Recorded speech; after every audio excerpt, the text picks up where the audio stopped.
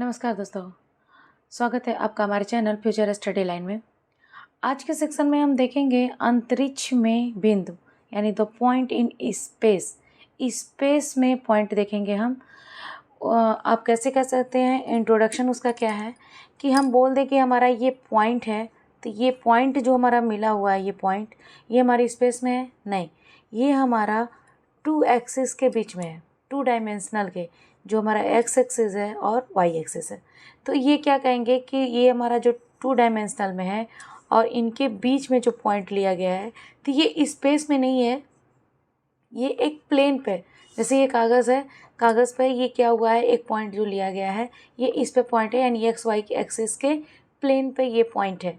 Space का मतलब कि स्पेस, जैसे आप यहाँ पे बात कर लीजिए, ये पॉइंट स्पेस है, ये बीच में इस एरिया में ऊपर के साइड में आपका स्पेस है, तो ये स्पेस ये कहलाता है कि स्पेस में एक पॉइंट है, यानी उसमें 3 एक्सिस रहेंगे, एक एक्स एक्सिस, एक वाई एक्सिस और एक जेड एक्सिस।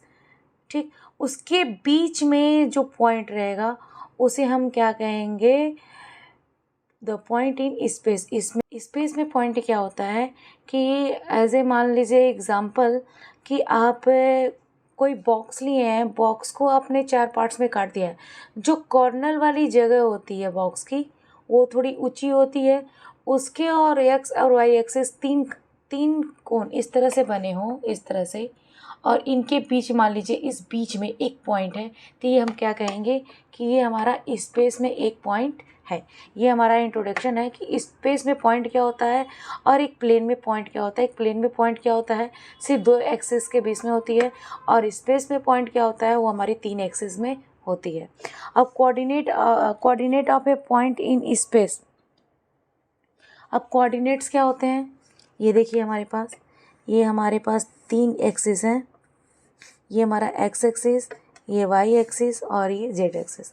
अगर कह रहा है कि एक्स एक्सिस पे, एक्स एक्सिस के स्पेस में हमारा क्या है, पॉइंट है, तो यहाँ पे देखिए, यहाँ पे वाई और जेड क्या होंगे, 0, तो इसके हमारे कोऑर्डिनेट क्या हो जाएंगे, अगर हम ए लें तो ए 0 0, यानी एक्स एक्सिस पे स्पेस का जो पॉइंट का कोऑर्डिनेट है वो क्या होगा, ए 0 0। अगर वो वाई एक्सिस पे है तो एक्स भी 0 है, वाई पे ए है और जेड भी क्या है यहाँ पे 0, यानी वाई एक्सिस पे जो हमारा स्पेस में पॉइंट है उसका कोऑर्डिनेट हो जाएगा 0 a 0। जेड एक्सिस की बात करें तो यहाँ पे हो जाएगा 0 0 और a। एक्स वाई यहाँ पे 0 है और जेड ए क्या है, जेड एक्सिस का कोऑर्डिनेट। तो ये हमारे 3 कोऑर्डिनेट हो गए। एक्स एक्सिस का जो कोऑर्डिनेट होता है, एक्स एक्सिस का कोऑर्डिनेट ये हमारा होता है ए 0 0। वाई एक्सिस का जो कोऑर्डिनेट होता है ये हमारा होता है 0 a 0। जेड एक्सिस का जो कॉर्नर होता है, कोऑर्डिनेट होता है, वो हमारा होता है 0 0। ये हमारे क्या हो गए, coordinates of A space in a point in space, sorry. तो ये हमारा एक्स एक्सिस का कोऑर्डिनेट, वाई एक्सिस का कोऑर्डिनेट एंड जेड एक्सिस का कोऑर्डिनेट होते हैं किसी भी स्पेस में, तो हम ये कोऑर्डिनेट रिप्रेजेंट कर सकते हैं। आगे चलते हैं। अब यहाँ पे हम निकालेंगे distance between 2 point. Distance between 2 points, अगर हमारे पास एक्स वाई एक्सिस में 2 पॉइंट है, एक पॉइंट यहाँ है और एक पॉइंट यहाँ पे है, तो ये देखिए अगर ये एक पॉइंट हम यहाँ पे ले रहे हैं और एक पॉइंट हम यहाँ पे ले रहे हैं, इन दोनों के कोऑर्डिनेट्स को क्या करेंगे, अगर दोनों पॉइंट्स को हम मिला दें तो ये लाइन हो जाएगी। इस लाइन का हमें डिस्टेंस पता करना है कि इसका डिस्टेंस क्या है। अगर हम मान लेते हैं कि इसका कोऑर्डिनेट x1 y1 और z1 है और इसका कोऑर्डिनेट है x2 y2 z2, तो इसका हमें डिस्टेंस मान लेते हैं, ये पॉइंट ए है और ये पॉइंट बी है, तो हम जो डिस्टेंस निकालेंगे वो हमारा डिस्टेंस क्या होगा, डिस्टेंस ऑफ ए बी निकालेंगे, तो ये हो जाएगा square root x2 minus x1 का square plus y2 minus y1 का square plus z2 minus z1 का स्क्वायर। ये हमारा क्या हो जाएगा फॉर्मूला।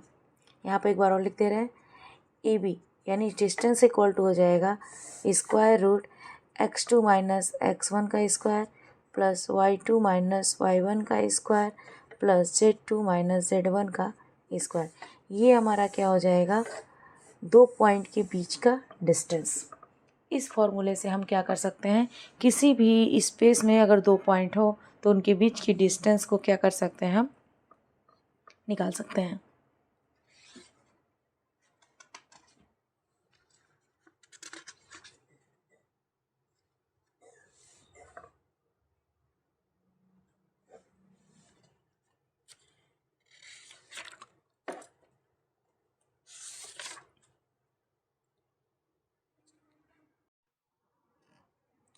हमारा क्वेश्चन है, find the distance between the point 3, 4, 5 and -1, 3, -3। अब देखिए हमारे पास दो पॉइंट मिल गए और इनके बीच का क्या पूछ रहा है, डिस्टेंस पूछ रहा है। तो हम डिस्टेंस निकाल सकते हैं। तो डिस्टेंस इक्वल टू होता है हमारे पास, हमारा यही फॉर्मूला है कि एक पॉइंट से दूसरे पॉइंट को क्या करेंगे, सब्ट्रैक्ट। तो अकॉर्डिंग टू चलते हैं, ये हमारा x2 की जगह पे क्या है। अब देखिए, अब यहाँ पे हमें फॉर्मूला क्या मिल गया, x2 माइनस x1 का square plus y2 minus y1 का square plus z2 minus z1 का स्क्वायर। अब देखिए इसके अकॉर्डिंग चलते हैं, हमारे पास 2 पॉइंट कौन सा है, पॉइंट है 3, 4, 5 एंड ये हो गया -1, 3, -3। तो हमारा x1 की जगह क्या है 3, y1 की जगह क्या है 4 और z1 की जगह क्या है 5। x2 की जगह हमारा -1 है, y2 की जगह हमारा 3 है और z2 की जगह हमारा क्या है -3। अब इस फॉर्मूले में अप्लाई करेंगे तो देखिए अप्लाई करते ही क्या आ रहा है, हमारा का होल स्क्वायर प्लस 3 में से -4 गया, -1 आ गया प्लस -3 -5 8 का होल स्क्वायर। माइनस का अगर होल स्क्वायर होता है तो प्लस हो जाता है, तो ये 16 प्लस और 64। तो ये हमारा आंसर क्या आ गया, ये देखिए 65 और 6 191। ये हमारा क्या आ गया आंसर।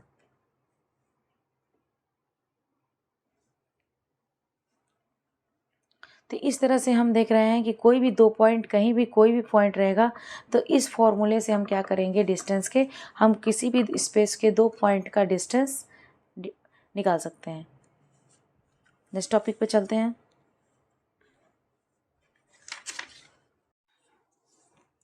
सेक्शन फार्मूला क्या होता है आपका, कि अगर आपने दो पॉइंट पढ़ा और दो लाइन, एक लाइन मिल गई, अभी तक आपने इसके पहले क्या पढ़ा था कि दो पॉइंट के बीच का डिस्टेंस, यहाँ पे क्या दे देगा, हमें दो कोऑर्डिनेट देगा जो कि हमारा क्या है x2, y2 और z2 और ये हो गया x1, y1 और z1। ये इसमें क्या कह रहा है कि इसको दो पार्ट्स में कट कर दिया गया है, एक m में और एक n में, दो रेशियो दे दिया गया कि दो पार्ट में इसको क्या किया गया है, लाइन को कट कर दिया गया है। अब बताइए कि ये जो पॉइंट है यहाँ पे जो कट है वो उसका क्या कोऑर्डिनेट होगा।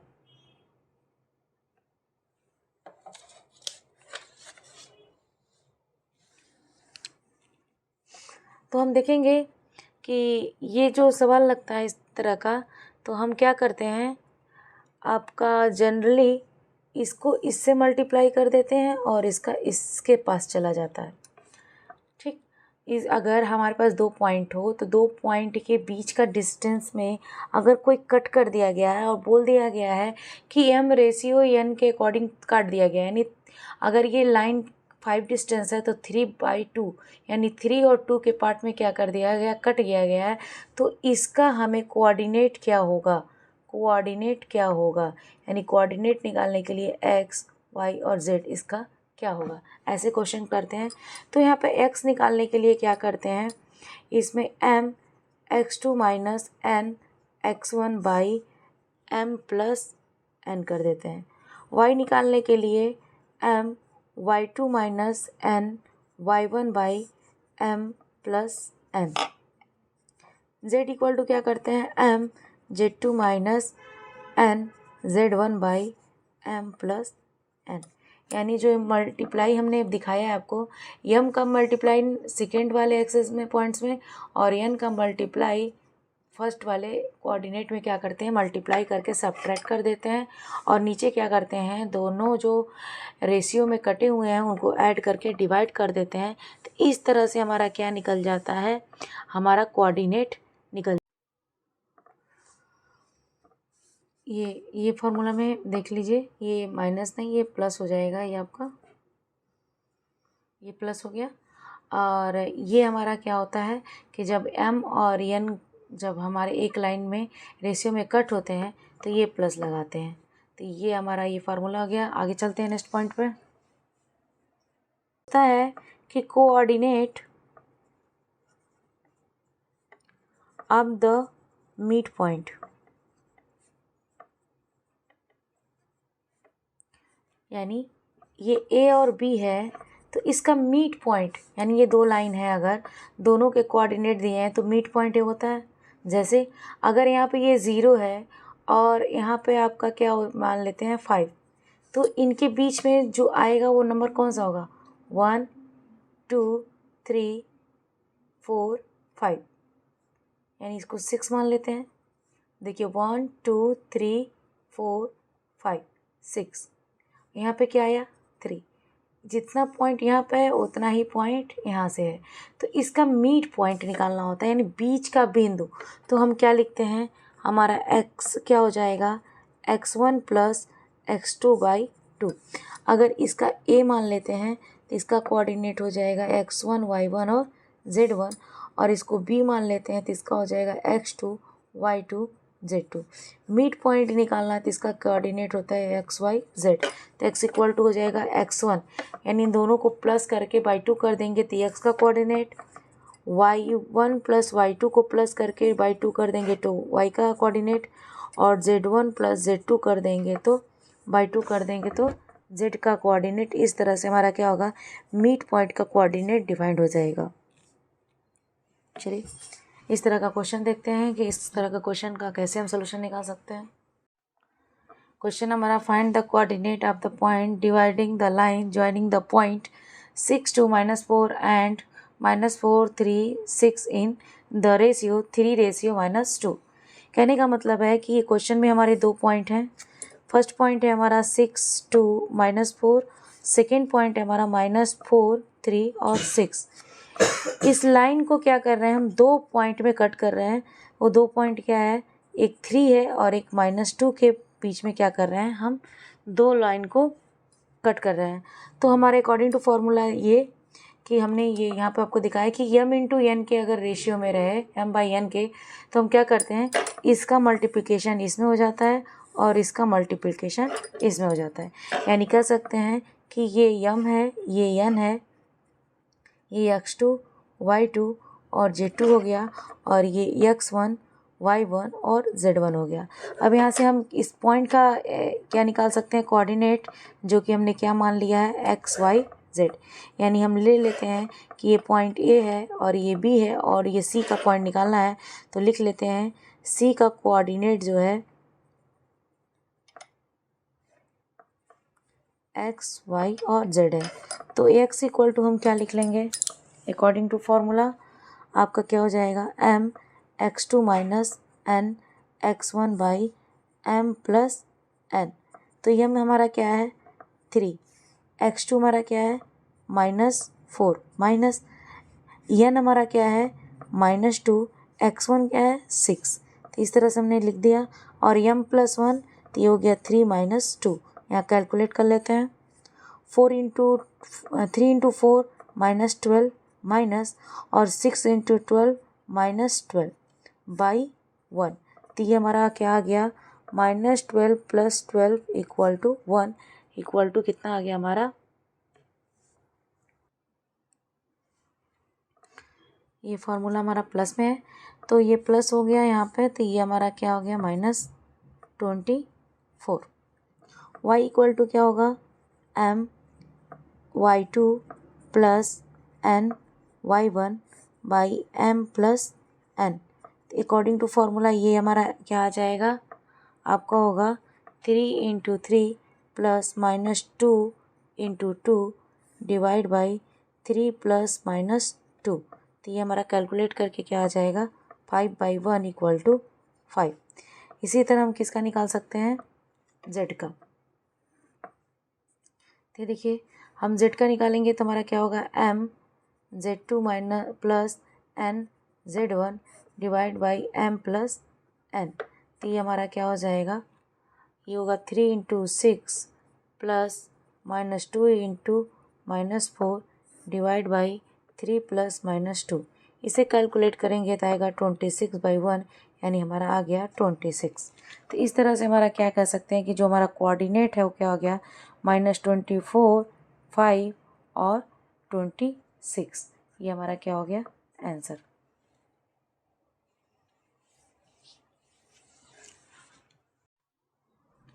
नेक्स्ट टॉपिक है हमारा कि ये बोल रहा है कि अगर हमारे पास 3 पॉइंट हो, यानी हमारे ये ट्राइंगल के वर्टेक्स दिए हुए हों, यानी ए वर्टेक्स, बी वर्टेक्स और सी वर्टेक्स, तो इसके मिड पॉइंट क्या होंगे, यानी इसको मिड पॉइंट नहीं बोलते हैं, इसको बोलते हैं सेंट्रॉइड। सेंट्रॉइड ये होता है हमारा x1, y1 और z1। ये होता है हमारा x2, y2, z2 और ये होता है x3, y3, z3। तो इसका सेंट्रॉइड कैसे निकालते हैं, सेंट्रॉइड इज गिवन, सेंट्रॉइड क्या होता है हमारा, सेंट्रॉइड यानी ये पॉइंट निकालते हैं, जो ये होता है x, y और z। तो इसे कैसे निकालते हैं, x का तीनों वर्टेक्स के x एक्सिस को क्या करते हैं, ऐड कर लेते हैं और डिवाइड बाई 3 कर देते हैं। y निकालने के लिए y के तीनों एक्सिस को ऐड करके बाई 3 कर देंगे, y की वैल्यू निकल जाएगी। और z का होगा z1 plus z2 plus z3/3। तो ये तीनों वैल्यू क्या हो जाएगी, आपकी निकल जाएगी x, y, z की। तो ये किसी भी ट्रायंगल का अगर 3 पॉइंट दिया रहा है और बोले इसका सेंट्रॉइड क्या होगा, तो आप सेंट्रॉइड क्या कर सकते हैं, इजीली निकाल सकते हैं। जैसे क्वेश्चन से आपके हैं, find the centroid the triangle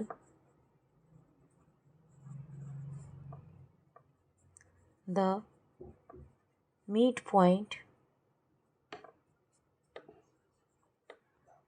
of midpoints of those sides are, ए दिया हुआ है हमारा 4, 6, -2, बी हमारा दिया हुआ है 8, -2, 6 एंड सी इक्वल टू दिया है 6, 2, -1। तो ये देखिए हमारे ट्रायंगल दिए हुए हैं, ट्रायंगल के ये 3 साइड दिए, ये वर्टेक्स दिए हुए हैं ए बी सी। ए दिया है 4, 6, -2, बी दिया है 8, -2 और 6, सी दिया हुआ है 6, 2, -1। और हमें क्या निकालना है, सेंट्रॉइड, सेंट्रॉइड निकालना है हमें। हम x इक्वल टू निकाल लेते हैं। x इक्वल टू हमने क्या बोला है कि x के सारे वर्टेक्स को ऐड कर देंगे अकॉर्डिंग टू फॉर्मूला। तो ये क्या हो जाएगा, 4 + 8 + 6/3। ये हमारा कितना आ गया, 6। y इक्वल टू हो गया 6 - 2 + 2/3। तो ये हमारा क्या आ गया, 2। z इक्वल टू हो गया -2 + 6 - 1/3। ये हमारा क्या आ गया, 1।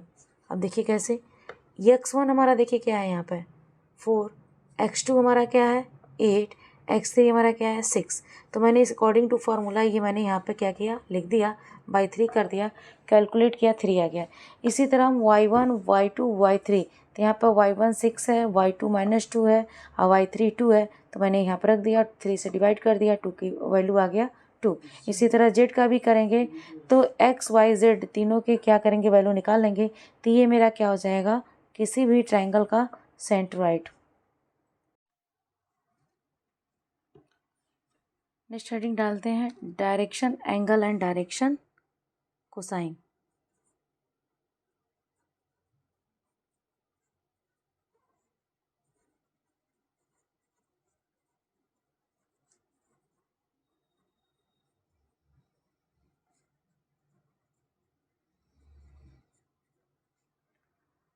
हमारा है direction angle and direction cosine क्या होता है।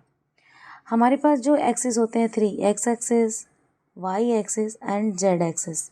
ये हमने लिख लिया x axis, y axis and z axis. कोई पॉइंट स्पेस में लेते हैं जिसका नाम हमने डिनोट किया पी, और इसे देखते हैं कि अगर यहाँ से ये एक लाइन खींच दिया तो ये लाइन तीनों एक्सिस पे एक एंगल बनाएगा। अगर ये एक्स एक्सिस पे जो एंगल बनाता है ये अल्फ़ा हो गया। यही लाइन क्या करता है, अगर वाई एक्सिस से एंगल बनाता है तो वो बीटा हो गया। और यही लाइन अगर जेड एक्सिस से एंगल बनाता है तो ये गामा हो गया। तो ये हमारे क्या हो जाते हैं कि यक्स, ये जो लाइन है हमारा पी ओ ले लेते हैं यहाँ पे। ये जो हमारा लाइन है वो एक तीनों एक्सिस से जो एंगल बनाता है उसी का हमने नाम डिनोट कर दिया है अल्फ़ा, बीटा और गामा। ये हमारे क्या होते हैं, डायरेक्शन एंगल्स। इसे हम कहते हैं डायरेक्शन एंगल्स। और हमारे पास डायरेक्शन कोसाइन क्या है, इस एंगल को जो हमारे पास अल्फ़ा, बीटा और गामा है, इसी को अगर हम कॉस अल्फ़ा लिख दें, बीटा को कॉस बीटा लिख दें और गामा को कॉस गामा रख दें, तो इनका ही नाम हम क्या लिख देते हैं, डायरेक्शन कोसाइन।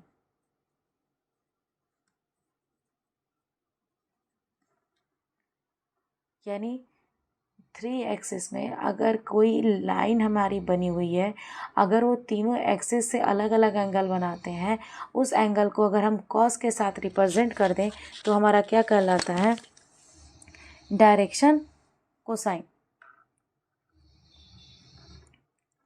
अगर हम बोले कि हमारा एक्स एक्सिस पे डायरेक्शन कोसाइन क्या होते हैं, तो हम अगर लिख दें कि एक्स एक्सिस पे हमारा डायरेक्शन कोसाइन, जिसको डी और सी से भी डिनोट करते हैं, डायरेक्शन कोसाइन को हो जाए तो ये क्या होगा। तो देखिए अगर हमारे एक्स एक्सिस पे अगर है तो डायरेक्शन कोसाइन क्या हो सकता है, यहाँ पर वाई और जेड तो जीरो होते हैं, तो ये ऑलरेडी क्या हो जाएंगे, ज़ीरो।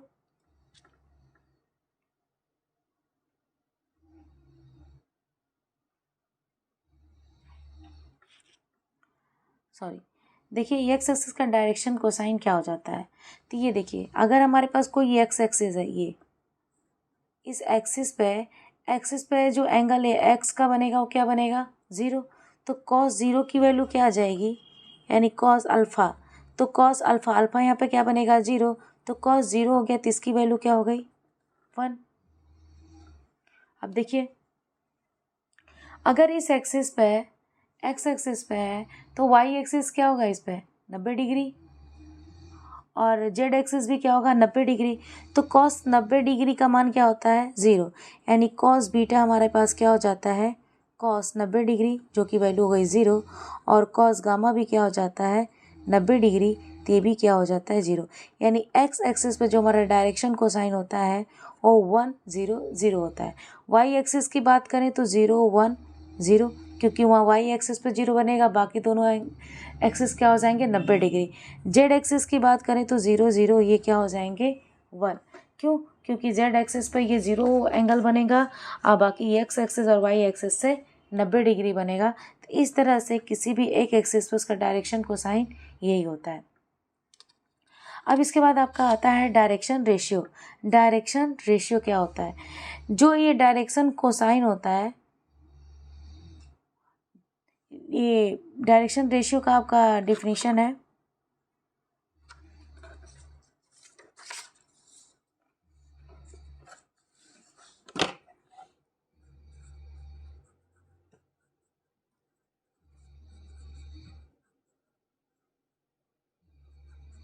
डायरेक्शन रेशियो का डिफिनीशन क्या होता है,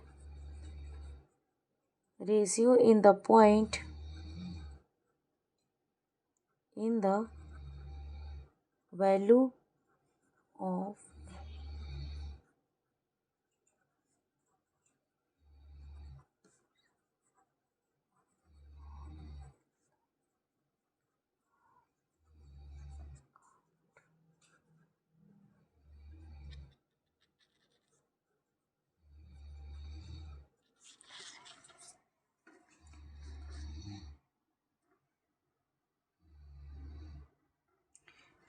देखिए हमारा होता है डायरेक्शन रेशियो क्या होता है, ratio is the value of direction cosine of A line. Line का जो डायरेक्शन लाइन का जो डायरेक्शन कोसाइन का वैल्यू होता है वही क्या होता है, रेशियो, जिसे हम क्या करते हैं, डायरेक्शन रेशियो, और जिसे ए बी और सी से क्या करते हैं, रिप्रेजेंट करते हैं। तो ये हमारा क्या होता है, डायरेक्शन रेशियो। अब अगर हमारे पास डायरेक्शन रेशियो दिया हो तो हम डायरेक्शन कोसाइन कैसे निकाल सकते हैं। तो ये हमारा फॉर्मूला होता है क्या, L इक्वल टू, हमने बताया ना, अच्छा आपको मैंने ये नहीं बताया।